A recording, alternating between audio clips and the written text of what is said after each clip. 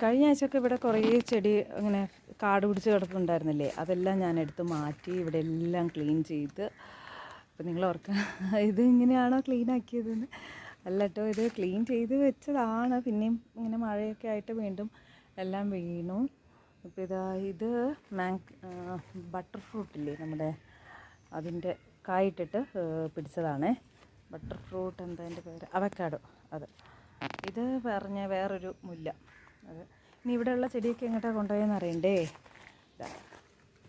കാണിക്കാം.